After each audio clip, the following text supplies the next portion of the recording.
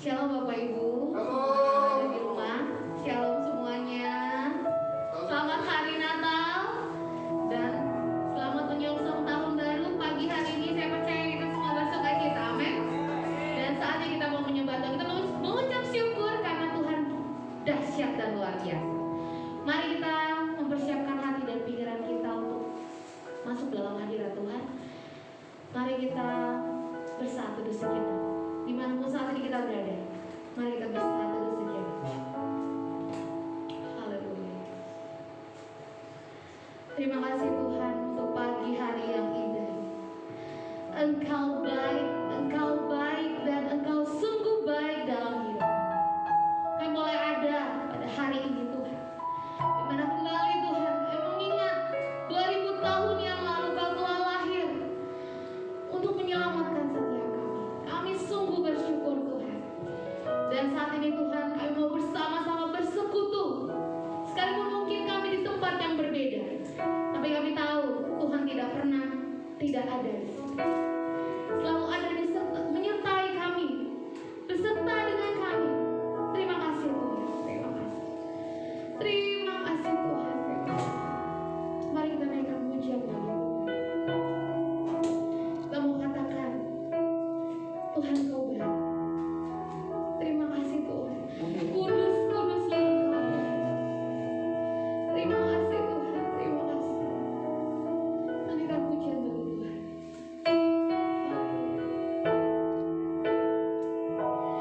Ku datang Tuhan dalam hadirat-Mu, perhiasan kekudusan.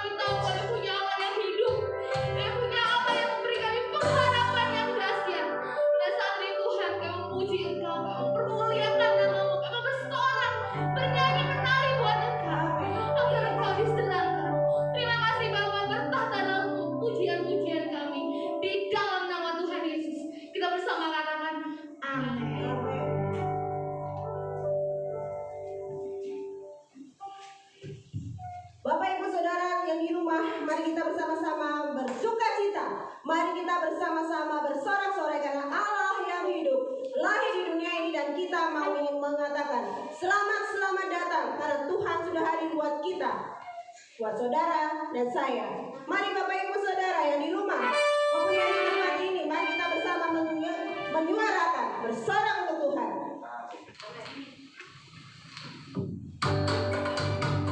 Boleh menari?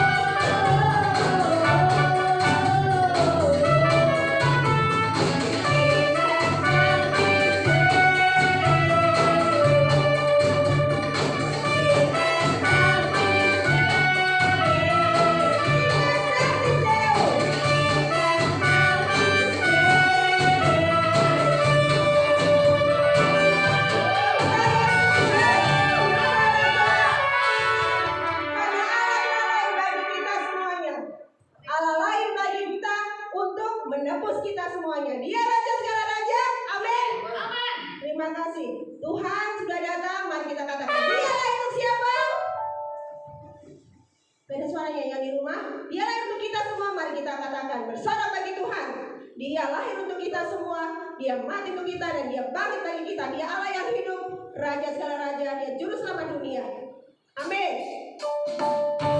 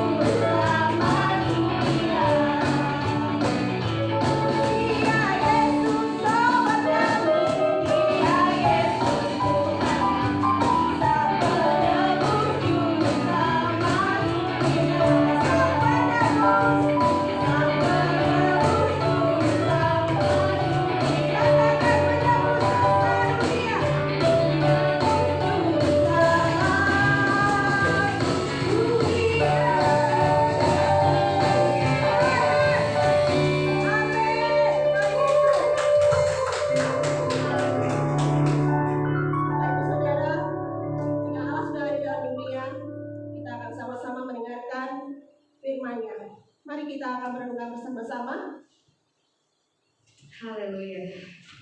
Kita sudah bersuka cita dalam Tuhan, amin. Amin. Dan saat ini kita akan mempersiapkan diri kita untuk menikmati berkat-berkat firman Tuhan yang saat ini akan dipersilakan oleh hambanya.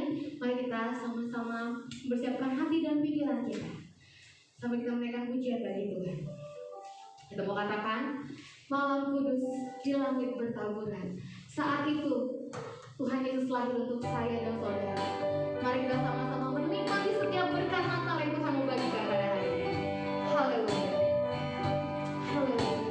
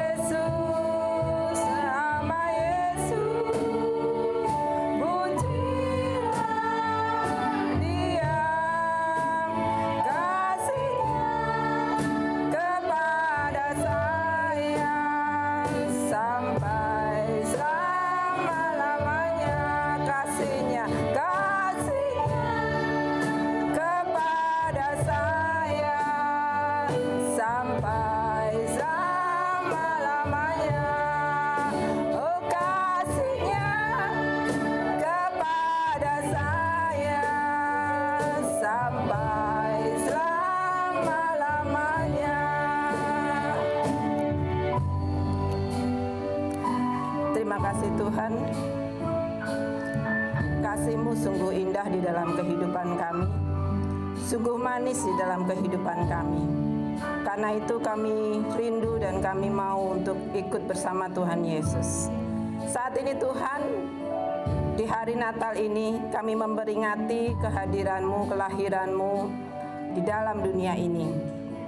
Kami mau Tuhan lebih lagi merasakan kasih Tuhan di dalam kehidupan kami. Karena itu Tuhan, berfirman-Lah bagi hari ini, karena kami siap untuk mendengar kebenaran firman-Mu.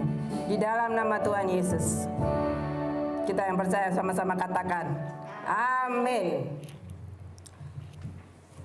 Bapak Ibu Saudara yang terkasih di dalam Tuhan Yesus, kita Yesus Kristus, hari ini 25 Desember kita memperingati hari kelahiran Tuhan Yesus. Beberapa waktu yang lalu saya sempat mengikuti satu seminar yang membicarakan tentang benarkah kelahiran Tuhan Yesus di tanggal 25 Desember gitu ya. Banyak kontroversi dan banyak isu-isu tentang bagaimana atau sebenarnya benar nggak sih gitu Tuhan kita itu lahir di tanggal 25 Desember gitu ya. Dari hasil seminar yang saya ikuti dengan data dan fakta yang ada membenarkan dan menyetujui kalau saya boleh bilang gitu ya. Dari hasil seminar itu memang diuraikan oleh pakar yang tahu betul gitu ya. Tanggal 25 memang hari kelahiran Tuhan Yesus.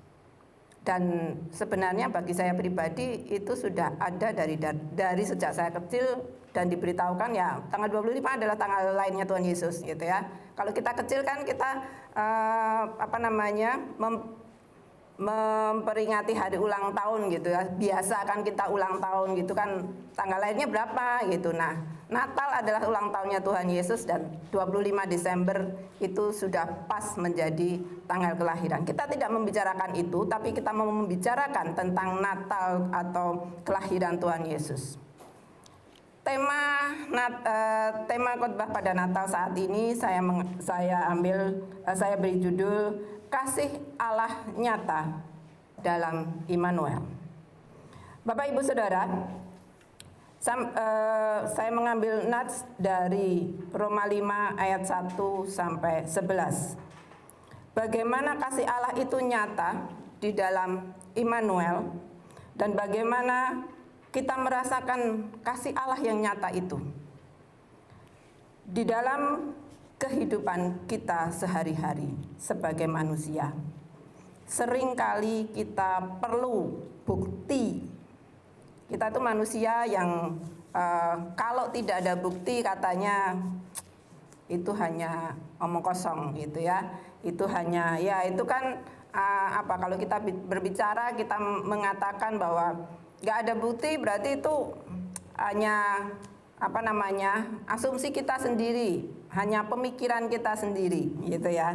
Nah, kalau begitu Allah itu nyata nggak sih bagi kita?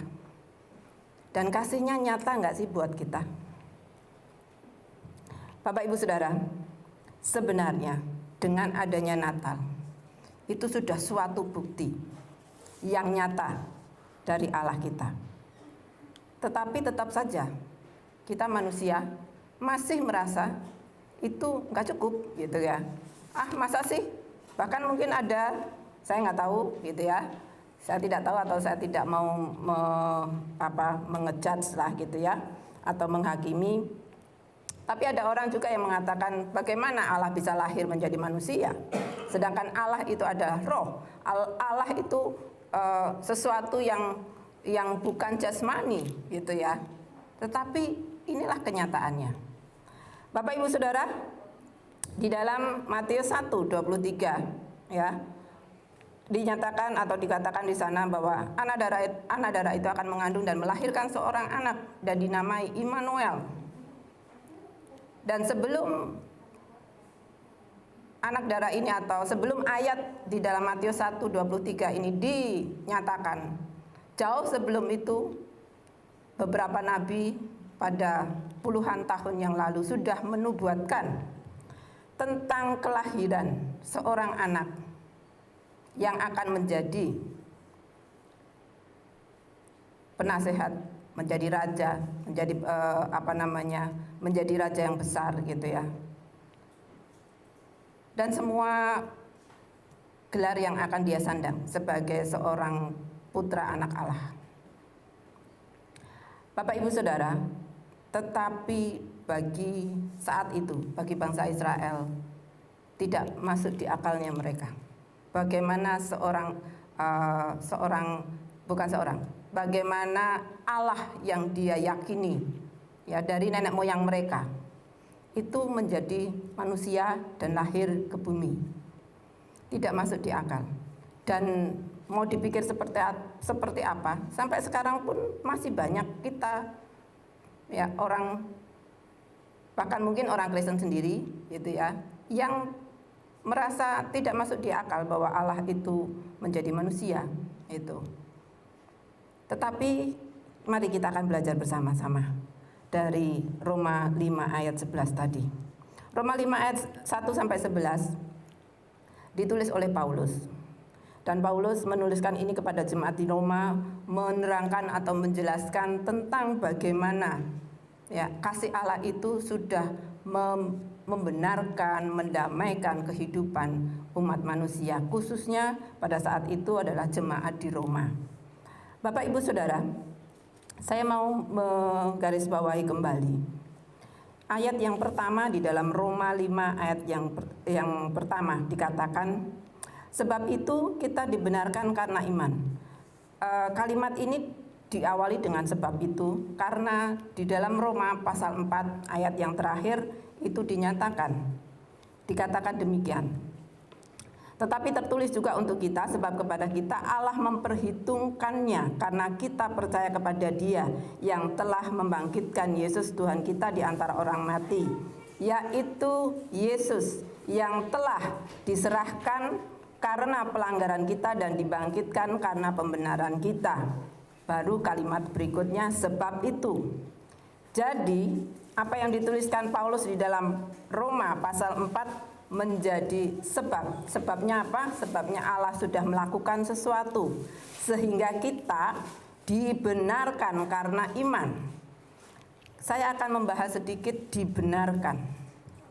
Kalau ada kata-kata di sini dibenarkan, berarti sebenarnya kita tidak benar. Kenapa kita tidak benar, atau bahasa lain tidak benar adalah kita bersalah atau kita salah? Karena kita berdosa di hadapan Tuhan. Ketika kita berdosa di hadapan Tuhan, kita bersalah di hadapan Tuhan. Dan ketika kita berdosa, maka tidak ada sesuatu yang lain selain kita harus menerima hukuman. Kalau ada kesalahan pasti ada hukuman. Ya, kalau ada ketidakbenaran pasti ada sebabnya. Sebabnya apa? Sebabnya kita bersalah di hadapan Tuhan karena dosa. Dosa yang ada pada kita, ya. Di dalam Roma 3 dikatakan bahwa sebab semua orang sudah berdosa, ya, dan kehilangan kemuliaan Allah. Dari ayat itu kita tahu bahwa semua manusia itu sudah berdosa, tidak terkecuali kita. Kita juga semua menjadi manusia berdosa. Karena itu kita bukan orang yang bisa sebenarnya bersatu atau bertemu dengan Allah atau menjadi bisa kembali kepada Allah dengan sendiri. Tidak. Di dalam perjanjian lama Tuhan sudah memberikan tata cara atau hukum-hukum supaya kita itu bisa dibenarkan di hadapan Allah, di hadapan Tuhan itu seperti apa. Ada banyak korban-korban yang harus kita persembahkan untuk kita bisa kembali dibenarkan atau kita bisa berhadapan dengan Allah. Tetapi kenyataannya yang ada di dalam, kalau Bapak Ibu membaca di dalam kitab perjanjian lama dari kitab Kejadian sampai dengan Maleakhi, kalau Bapak Ibu Saudara membacanya itu dengan berurutan apa yang sudah terjadi bagi bangsa Israel di sana, tidak ada satupun yang dapat memenuhi, dikatakan tidak ada yang dapat memenuhi hukum Taurat. Ya. Dan Tuhan Yesus katakan itu. Tidak ada orang yang dapat atau bisa memenuhi semua hukum Taurat. Salah hukum yang Tuhan berikan kepada kita adalah 10 hukum Tuhan yang ada di dalam Ulangan, saya membacanya dari Ulangan 5 ayat 6 sampai 22. Ada 10 hukum Tuhan yang kita kenal dengan Ten Commandments gitu ya. Ada 10 hukum Tuhan yang kita tahu itu Tuhan sendiri yang menuliskannya ketika Musa naik ke gunung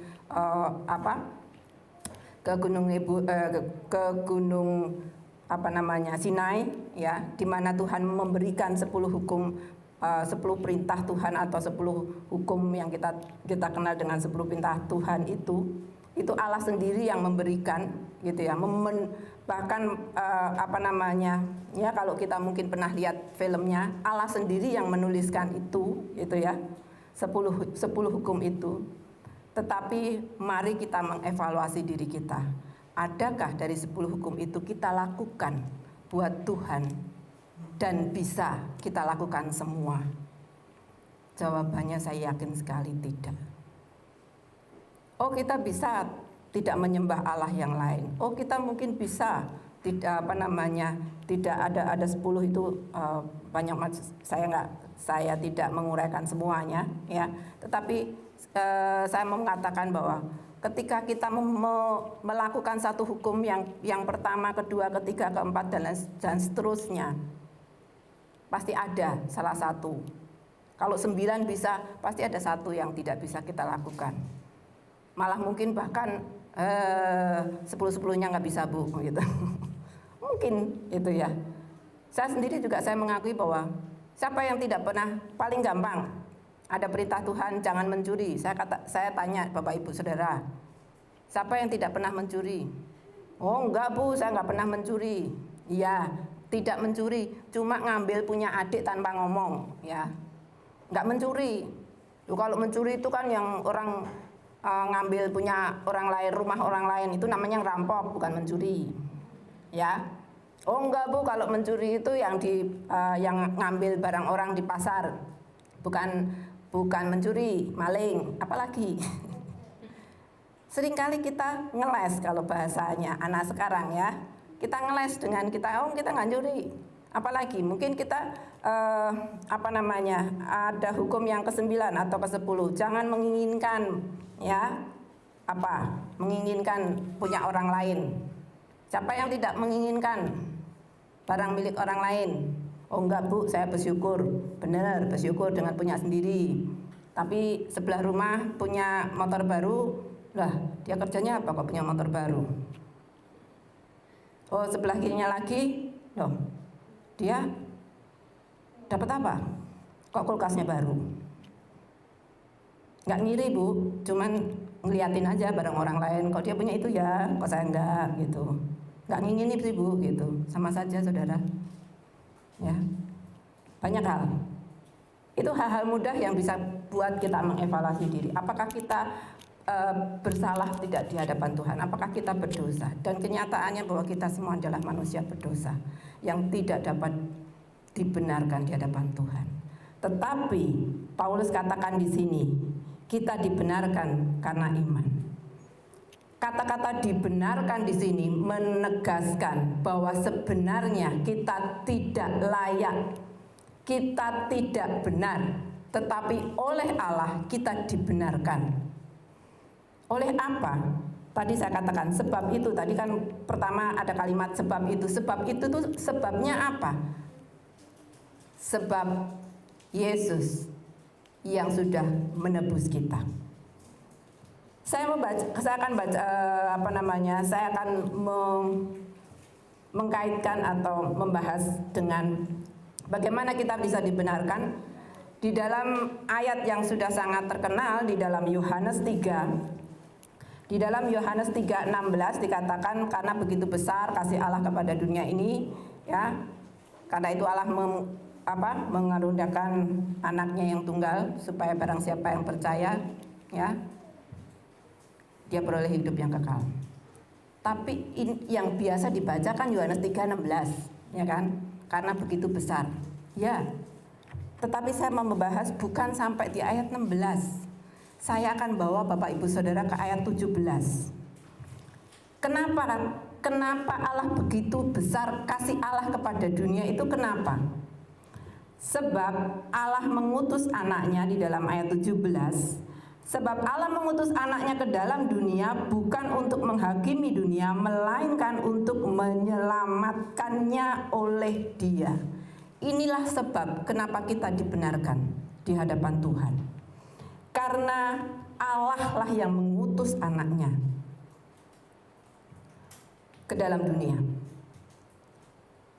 Karena Allah mengutus anaknya ke dalam dunia, Allah itu roh, dunia itu adalah kita yang secara jasmani, yang secara kasat mata itu masih punya daging. Allah harus turun ke dunia, ya dia harus mengikuti bentuk di dalam dunia.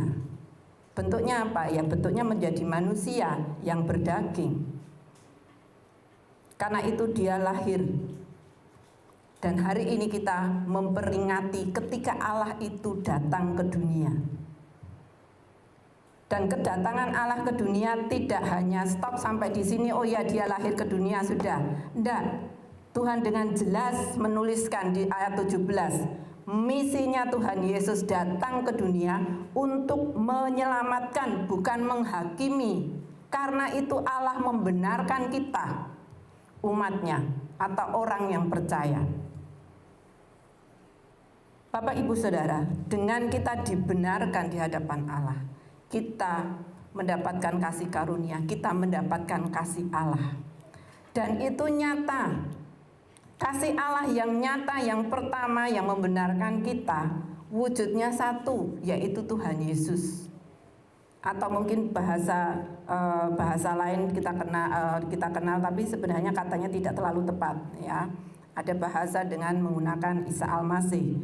Tetapi bagi saya belum, saya lebih senang tetap menyebutkannya ya Tuhan Yesus. Bukan karena ibu kan Kristen, enggak, bukan masalah itu. Karena ada beberapa kata-kata yang kurang masih belum bisa kita pahami. Tetapi nggak apa-apa, gitu ya. Sementara kita pakai ya Tuhan Yesus saja. Saya lebih mempercayai dengan nama Tuhan Yesus. Tuhan Yesuslah yang lahir ke dunia.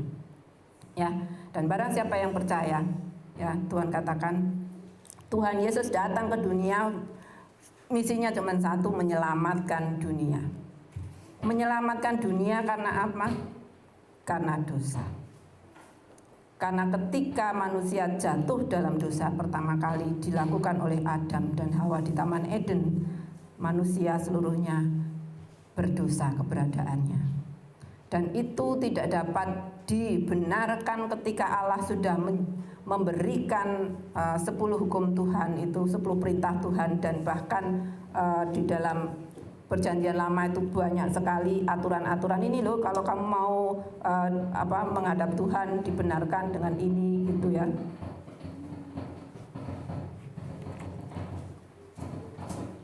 Dengan pengorbanan atau menyembelih ini, menyembelih itu begitu ya. Nah, itu tidak saya katakan itu tidak ternyata tidak, hasilnya tidak efektif lah kalau bahasa sekarang mungkin gitu ya. Lu kok nggak efektif, bukan masalah efektif atau tidak, ini hanya menyederhanakan saja. Tetapi hasilnya yang jelas itu tidak berkenan di hadapan Tuhan. Kenapa? Karena ya menurut Tuhan masih tidak pas. Dan yang pas adalah Tuhan Yesus. Karena Tuhan Allah melihat bahwa korban penebus dosa itu harus yang tidak bercatat dan tidak bercelah. Itu ada di dalam Perjanjian Lama.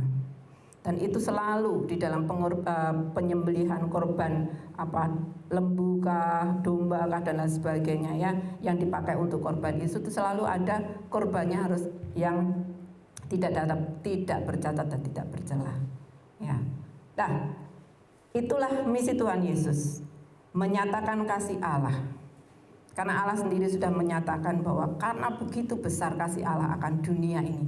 Garis bawahi Bapak Ibu Saudara, Allah menyatakan mengasihi, begitu besar kasih Allah akan dunia, bukan orang Kristen, bukan suku tertentu, bukan agama tertentu. Allah mengasihi dunia. Karena itu ayat 17 juga dikatakan Tuhan Yesus datang, Allah mengutus anaknya ke dalam dunia bukan untuk menghakimi dunia, tapi menyelamatkan. Yang pertama, kasih Allah nyata di dalam pembenaran kehidupan kita. Kita dibenarkan supaya kita bisa berkenan di hadapan Tuhan, kita bisa kembali berhubungan dengan Tuhan, karena kita adalah ciptaan Tuhan. Dan yang kedua, yang saya ingin garis bawahi, bahwa di dalam pembenaran Allah itu kita dibenarkan oleh ayat 9 dikatakan kita sekarang telah dibenarkan oleh darahnya. Dibenarkan oleh darahnya. Kita dibenarkan bukan hanya asal dibenarkan, tetapi seperti kembali lagi seperti di dalam perjanjian lama, bahwa ketika orang itu berhadapan dengan Tuhan untuk dibenarkan Tuhan, harus ada darah yang tercurah.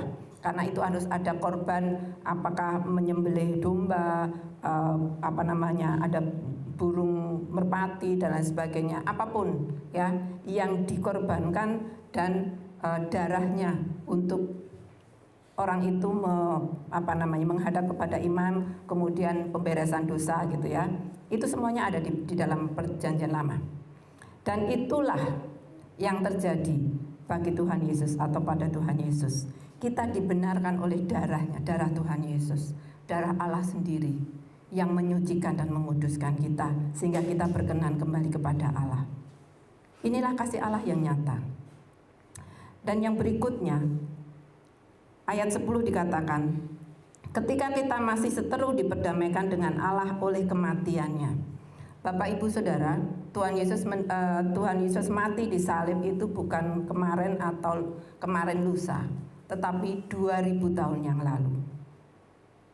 Bapak Ibu Saudara, sudah ada yang lahirkah 2000 tahun yang lalu? Saya kira yang saat ini hidup, saya kira kita belum lahir semuanya. Tetapi inilah firman Tuhan katakan, ketika kita masih seteru, kalau saya katakan mungkin ketika kita masih belum lahir, Allah sudah memberikan dirinya untuk memperdamaikan manusia dengan Allah. Sungguh suatu hal yang tidak dapat masuk di dalam pemikiran kita, tetapi itulah yang terjadi. Itulah kenyataan. Seringkali kenyataan yang tidak dapat masuk di akal kita, kita tidak mau mempercayai. Kenapa? Kembali lagi tadi saya katakan, kita manusia butuh sesuatu yang nyata. Kalau nggak nyata, kayaknya nggak masuk akal, nggak bisa kita olah dengan pikiran kita. Ya, kita tidak bisa menerima itu. Bapak Ibu Saudara, saya kalau boleh kita renungkan bersama-sama. Adakah bisa kita atau adakah di antara kita yang bisa membayangkan Allah itu seperti apa? Allah yang adalah roh itu bisakah kita bayangkan di dalam pikiran kita? Atau yang lebih sederhananya, Bapak Ibu Saudara percaya bahwa ada Allah? Nah, itu yang paling dasar dulu. Sebelum Bapak Ibu memikirkan Allah itu seperti apa, percaya nggak ada Allah? Ternyata ada beberapa manusia yang tidak percaya ada Allah, makanya mereka dikatakan sebagai ateis. Nah, kita yang percaya bahwa ada Allah, bisa nggak, tadi pertanyaan saya, bisa nggak kita membayangkan Allah itu seperti apa? Tidak bisa juga. Allah itu apakah seperti pohon yang besar? Dulu orang memikirkan seperti itu, oh kayaknya Allah itu seperti pohon yang besar, ya, seperti gunung yang besar. Oh Allah itu tinggal di gunung yang apa? Kalau di Jawa Timur ada orang ke Gunung Kawi, gitu ya. Kalau di orang-orang sekarang mungkin cari tempatnya mbah siapa gitu. Bapak Ibu Saudara, seringkali inilah kita manusia. Kita pengen memasukkan Allah yang begitu besar, pencipta kita, dalam otak kita yang kecil, yang seperti yang kita pikirkan. Tidak bisa masuk di akal, saudara. Tetapi itulah kenyataannya. Bapak Ibu Saudara percaya ada Allah? Iya, percaya. Terus kemudian apakah Allah itu harus seperti yang kita pikirkan? Tidak bisa juga. Karena itu makanya kita perlu kasih Allah yang nyata. Dan Allah tahu itu, makanya Allah juga memberikan sesuatu yang nyata. Manusia itu nggak ngerti-ngerti ya, gitu ya. Kalau saya bahasa saya sendiri, manusia ini nggak ngerti-ngerti ya. Sudah saya kasih begini supaya begitu, kok masih alam semesta yang ada begitu besarnya menceritakan kemuliaannya, ya. Masih tidak bisa mempercayai bahwa Allah itu ada. Ya, masih tidak mau mencari Allah yang benar, gitu ya. Saat seperti itu Allah menyatakan dirinya. Allah mengatakan tadi di dalam Yohanes 17 dikatakan bahwa Allah mengutus anaknya ke dunia bukan untuk menghakimi, tapi untuk menyelamatkan. Bapak Ibu Saudara, Natal tidak ada kalau tidak ada misi Allah untuk menyelamatkan dunia. Natal ada karena Allah mau menyelamatkan dunia. Natal adalah Yesus yang lahir menjadi manusia. Untuk apa? Untuk menebus kita manusia di dunia ini. Dan itu nyata Bapak Ibu Saudara. Di dalam arsip-arsip di Timur Tengah ya.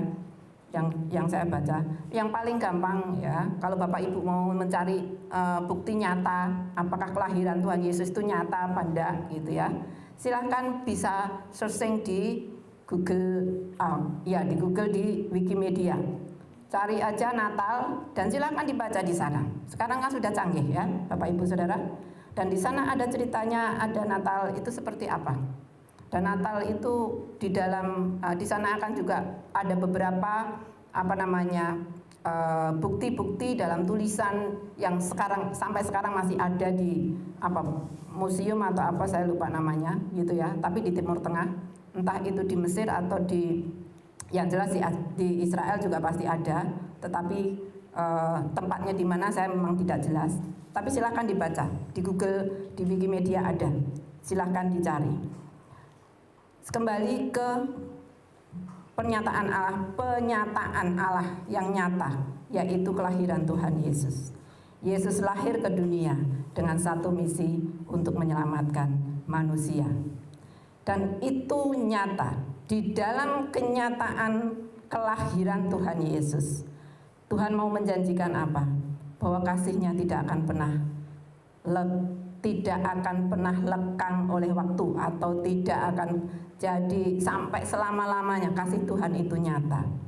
Di mana kasih Tuhan itu bisa kita pegang, janji Tuhan bahwa kasih Tuhan itu nyata untuk selama-lamanya. Tadi yang saya bacakan dari pertama, dari Matius 1 ayat 23. Ketika seorang anak darah melahirkan seorang anak, dia akan dinamai Immanuel. Ya, Allah menyertai kita.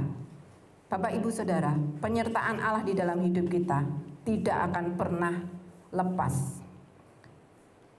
Yang paling nyata bisa kita rasakan, kembali lagi saya katakan, Bapak Ibu bisa bernafas sampai sekarang. Nah, saya mau tanya, pernahkah Bapak Ibu bertanya ke rumah sakit, kalau mau bernapas pakai bantuan oksigen berapa bayarnya? Pernah? Saya kalau tidak salah ya, karena saya hanya pernah iniin aja. Satu tabung kecil yang volumenya hanya berapa mili ya, itu harganya, tabung itu kecil, tabungnya kecil, sebesar tahu tabungnya semprotan obat nyamuk semprotnya, sebesar itu, agak besar sedikit lah itu harganya satu tabung itu kan cuman kecil, cuman berapa mili. Harga oksigen segitu itu bisa 200-an, 200.000. Itu berapa kali tarikan nafas gitu ya. Bapak Ibu Saudara, kita bernafas bayar enggak? Tidak bayar. Pernahkah kita memikirkan bahwa kita harus bayar nafas kita sama Tuhan? Enggak. Tapi kalau kita nggak bisa bernafas, kira-kira enak nggak? Kesaksian banyak orang yang terkena COVID, mereka mengatakan jangan pernah terkena COVID, karena ketika sesak nafas tidak bisa bernafas itu sangat-sangat menyiksa. Itu beberapa kesaksian yang saya baca, ya. Karena COVID itu itu kan menyerang pernafasan, sehingga kalau dia tidak bisa bernafas sesak itu menyiksa sekali. Bapak Ibu Saudara, ini sesuatu yang hari-hari yang kita hadapi. Kita bernafas, ketika tidak bisa bernafas sesak seperti yang dialami oleh orang-orang yang menderita COVID saat ini, tetapi mereka sudah sembuh, mereka selalu katakan, kalau bisa jangan kena COVID. Ya, saya juga tidak mau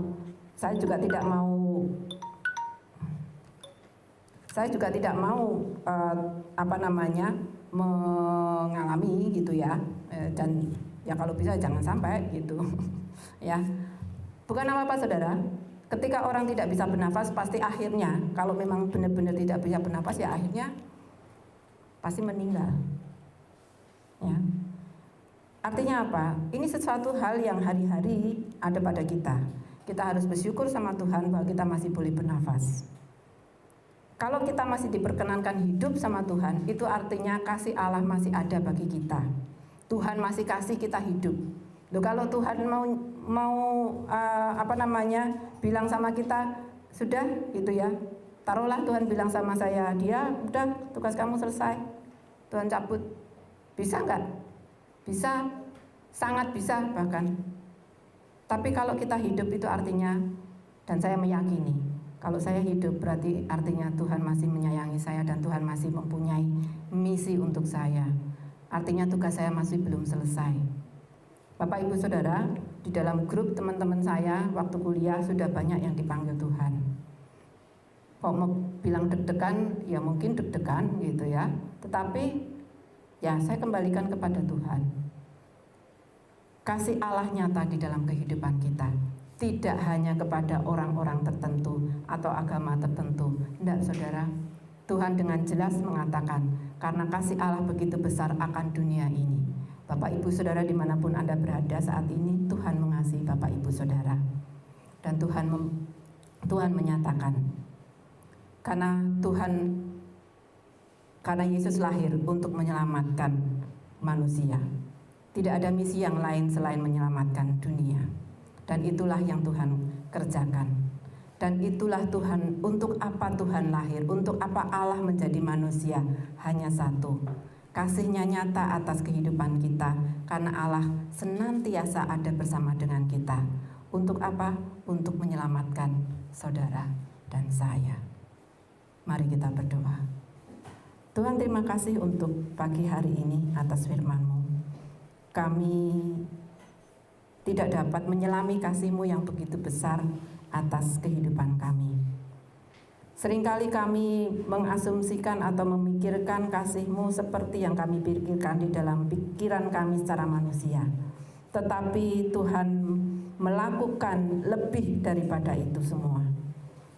Tuhan melakukan dengan mengutus anaknya menjadi manusia, menyelamatkan seisi dunia. Terima kasih Tuhan, karena kasih-Mu, Engkau berjanji menjadi Allah yang menyertai.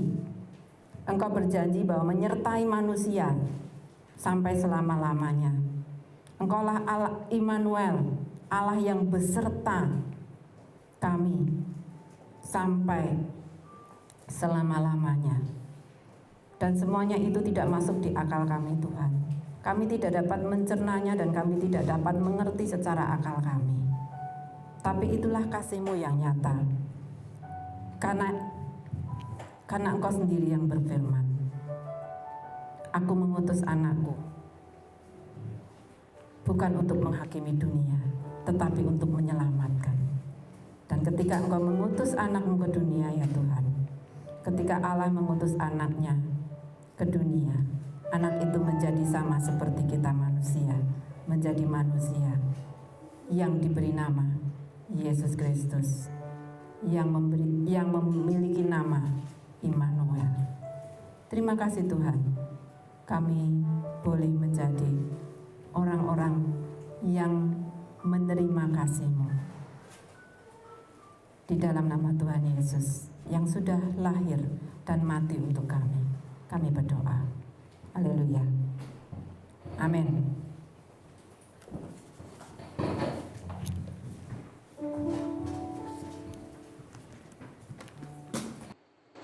Ya Bapak Ibu Saudara, kita sudah mendengarkan firman Tuhan. Biarlah pesan Natal pada tahun ini memberikan penguatan pada kita semuanya bahwa Allah yang adalah kasih, Allah yang menyertai kita semuanya. Kasih Allah tetap untuk selama-lamanya. Mari kita sediakan hati kita menyambut Tuhan seperti sebuah panggilan di dalam hati kita. Mari kita nyatakan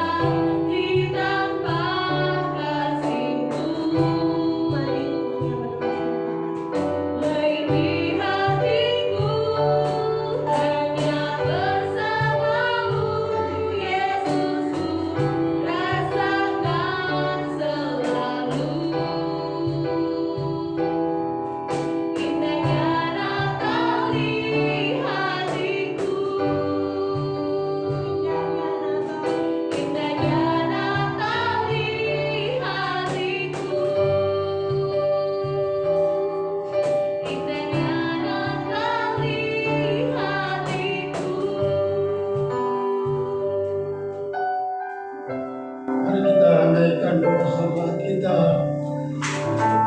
di hari yang berbahagia ini, di hari Natal 2020. Kita bersyukur karena Tuhan menyertai dan memberkati kita, memimpin kita dari bulan Januari sampai ke bulan Desember, dan kita akan mengakhiri tahun ini dalam beberapa hari lagi. Mari kita bersatu dalam doa. Bapa di dalam surga, Tuhan Yesus yang kami sembah dan kami muliakan, Tuhan Yesus, kami bersyukur oleh kemurahan dan kebaikan Tuhan, sehingga kami boleh ada sebagaimana ada saat ini Tuhan, di mana kami boleh menghampiri tata kemuliaan-Mu. Bahkan kami boleh merayakan hari Natal 2020 yang jatuh pada hari ini. Tuhan, terima kasih ya Tuhan. Sebagai manusia kami tidak berdaya, tetapi sesuai dengan firman-Mu, di saat kami tersungkur berserah dan bersandar kepada-Mu, merendahkan hidup kami di bawah pimpinan Tuhan. Tuhan akan menurunkan tangan-Mu yang penuh kuasa dan berkat, dan akan menolong dan memimpin hidup kami. Tuhan, saat ini kami menaikkan doa untuk bangsa dan negara kami. Kiranya belas kasihan Tuhan akan Engkau curahkan Tuhan, agar di masa pandemi ini Tuhan, kami tidak berlarut-larut menghadapi kesulitan dan menghadapi masalah yang besar.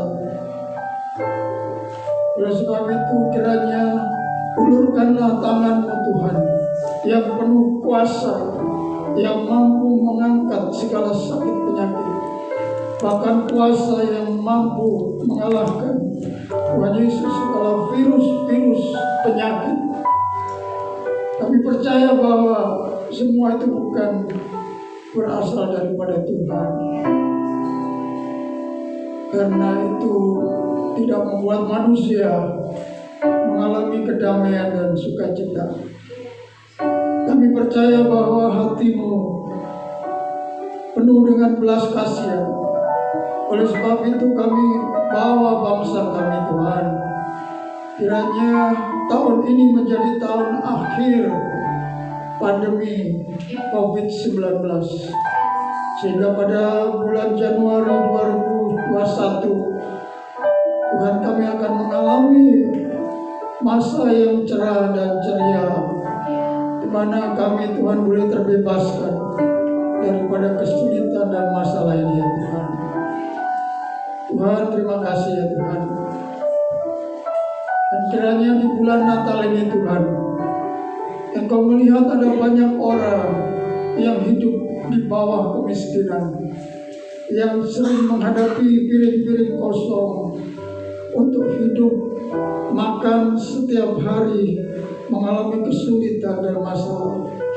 Kiranya Tuhan kasih-Mu akan memakai Tuhan anak-anak-Mu untuk menjadi saluran berkat, untuk menolong dan membebaskan mereka Tuhan. Dan biarlah berita keselamatan di dalam Yesus Kristus itu boleh tersebar di seluruh pelosok tanah air kami Tuhan, di daerah-daerah terpencil Tuhan, di pedalaman-pedalaman yang berita Injil belum sampai ke sana. Biarlah di hari Natal ini Tuhan, berita keselamatan melalui kelahiran Yesus Kristus boleh sampai kepada orang-orang yang belum terjangkau, orang-orang yang tersisihkan, orang-orang yang ada di pedalaman-pedalaman. Tuhan, kami mohon pertolongan Tuhan, dan Kau mengirimkan hamba-Mu menjadi pewarta-pewarta damai sejahtera bagi bangsa dan negara kami. Tuhan, terima kasih. Di hari Natal ini Tuhan, kami juga berdoa untuk pelayanan GBI Imamat Rajani. Tuhan, tolong dari Bapak Gembala, keluarga, ibu dan anaknya, serta keluarga besarnya. Tuhan berkati, Tuhan pakai semakin hari semakin heran bagi kemuliaan dan kebesaran nama Tuhan. Kami juga berdoa untuk hamba-hamba Tuhan yang tergabung dalam pelayanan di gereja ini Tuhan, yang memberi hidupnya, waktunya, tenaganya, Tuhan Yesus perhatiannya, segala sesuatunya Tuhan dipakai untuk melayani pekerjaan Tuhan. Tuhan memberkati mereka, hamba-hamba Tuhan yang ada di GBI Imamat Rajani. Demikian juga para sidang jemaat Tuhan yang saat ini mengikuti ibadah secara online. Kiranya Tuhan menolong mereka, sidang jemaat-Mu Tuhan yang tergabung dalam GBI Imamat Rajani. Tuhan memberkati mereka, Tuhan menolong mereka, Tuhan, Engkau mengetahui apa yang menjadi kesulitan dan masalah mereka. Ulurkanlah tangan-Mu yang penuh kuasa dan berkat akan memberkati mereka Tuhan, sehingga mereka Tuhan Yesus boleh merasakan damai, sejahtera, sukacita, berkat melimpah dalam kehidupan mereka. Tuhan, terima kasih. Kami menyerahkan Tuhan Yesus untuk ketentraman daripada negara kami.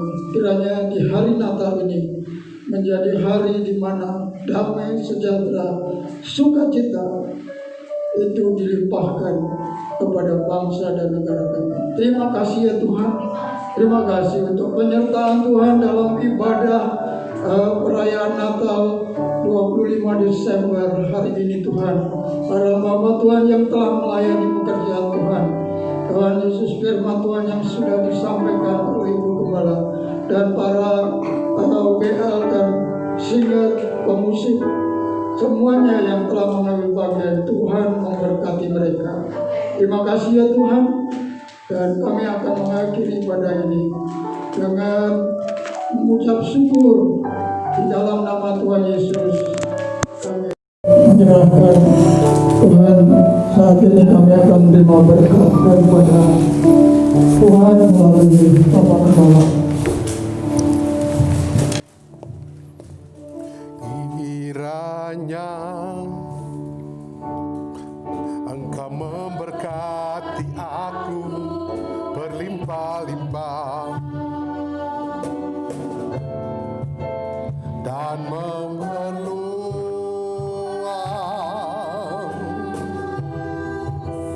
daerahku,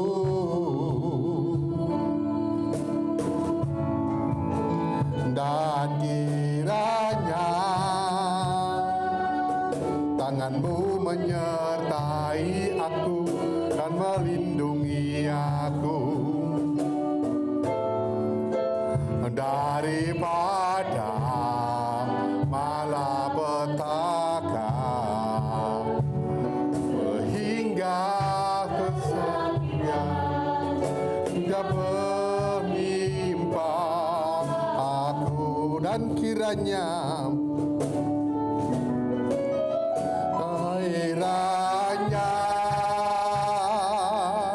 Engkau memberkati aku berlimpah-limpah dan meneduhkan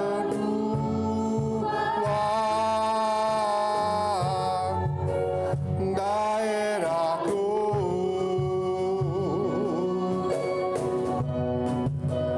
dan kiranya tangan-Mu menyertai aku dan melindungi aku. Tiada malapetaka sehingga kesakitan tidak menimpa aku, hingga kesakitan tidak menimpa aku. Tuhan, terima kasih Tuhan, kami bersyukur kepada Engkau ya Tuhan. Kalau pelaksanaan ibadah Natal 25 Desember ini Tuhan boleh berjalan dengan lancar oleh karena berkat dan anugerah-Mu. Tuhan, terima kasih Tuhan. Sebentar kami juga Tuhan yang rumah ini Tuhan akan mengakhiri ibadah ini Tuhan. Dan apabila kami menerima berkat dari Engkau ya Tuhan. Diberkatilah keluar dan masuk-Mu. Diberkatilah keluarga-Mu. Diberkatilah usaha-Mu. Diberkatilah pekerjaan-Mu dan pelayanan-Mu. Apa yang Kau berbuat, dibuatnya berhasil. Tuhan memberkati Engkau dan melindungi Engkau. Tuhan menyertai Engkau dengan wajah-Nya dan memberi Engkau kasih karunia. Tuhan menghadapkan wajah-Nya kepadamu dan memberi Engkau damai sejahtera. Kasih karunia, damai sejahtera pengharapan dan sukacita dari Allah Bapa dan dari Tuhan Yesus Kristus, serta penyertaan dari Roh Kudus menyertai kita mulai hari ini sampai Maranatha, Tuhan Yesus datang kedua kali menjemput kita di awan-awan yang permai. Bagi yang percaya dan diberkati, sama-sama kita katakan amin.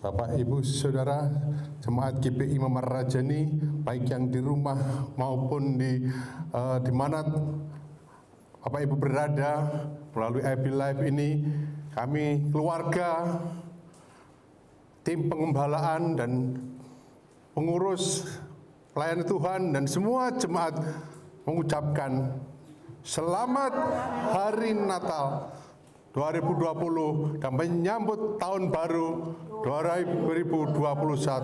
Tuhan Yesus memberkati. Shalom.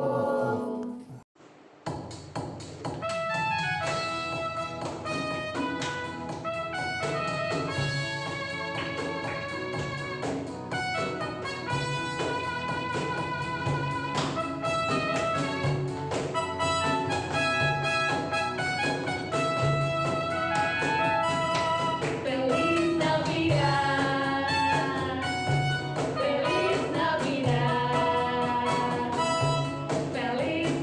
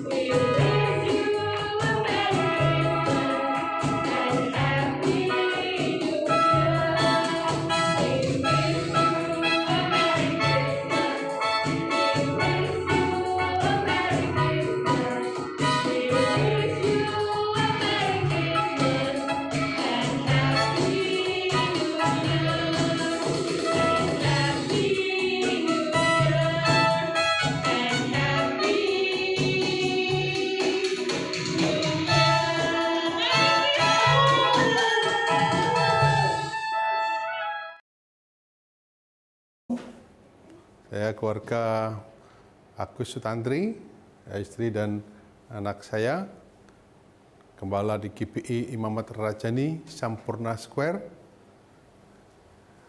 Tuhan telah pelihara di dalam kehidupan kami dalam tahun 2020.